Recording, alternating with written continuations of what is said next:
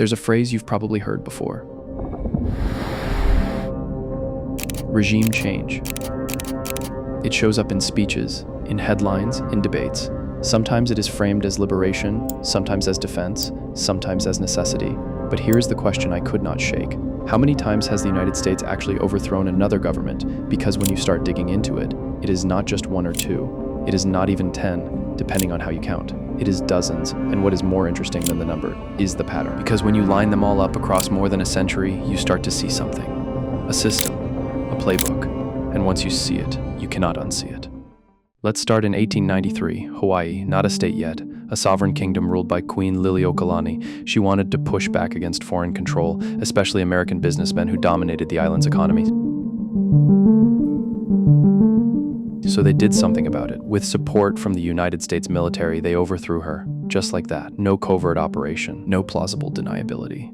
Just power. And for a few years, they did not even annex Hawaii. They just ran it. This was the beginning of a period often called the Banana Wars throughout Central America and the Caribbean. The United States repeatedly intervened militarily to protect business interests. If a government threatened profits, it became a problem.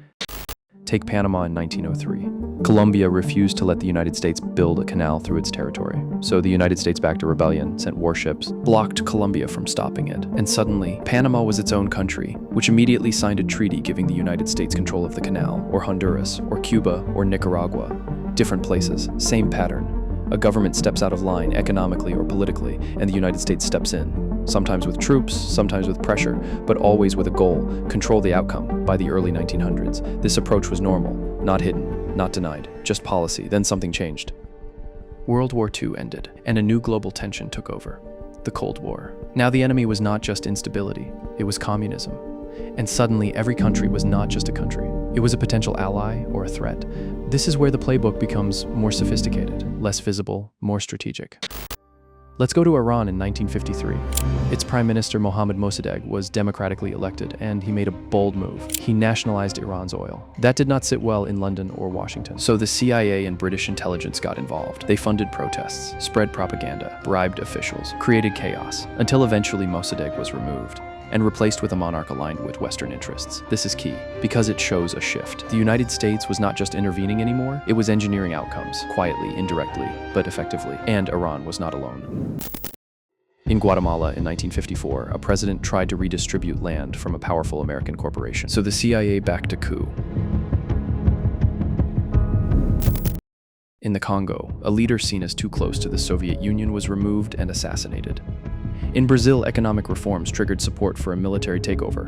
In Chile, a socialist president was elected. The United States funded opposition, destabilized the economy, and supported a coup that installed a dictator. Different continents, different leaders, same underlying logic. If a government threatens American interests, economic or ideological, it becomes replaceable.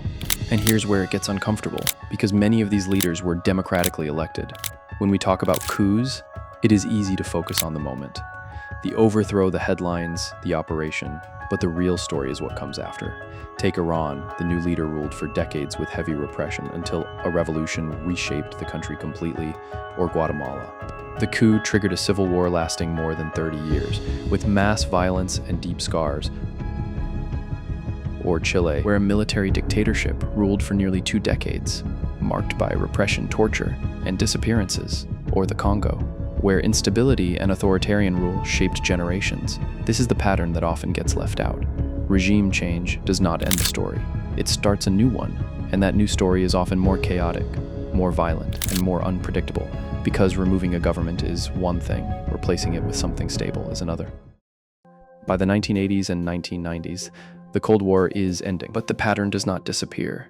It shifts again. Sometimes the United States acts more openly, like in Panama in 1989, when troops invaded to remove Manuel Noriega, or Haiti in 1994, when forces were sent to restore a leader the United States supported. These were not hidden operations.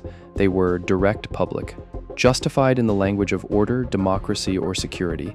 And then September 11th, 2001, everything changes again. Now the focus is terrorism. The United States invades Afghanistan, topples the Taliban, then Iraq, overthrows Saddam Hussein. And again, we see the same pattern. A government removed, a new system attempted, and long-term instability follows. In Libya, airstrikes support rebels overthrowing Muammar Gaddafi. The result is a fragmented country with ongoing conflict. Different justification, same structure. So when you zoom out over more than a century, what do you actually see? You see a country that has repeatedly intervened in others, sometimes openly, sometimes secretly. You see justifications that change business, anti-communism, counterterrorism, but underneath, there is a consistent idea that shaping other governments is sometimes worth it.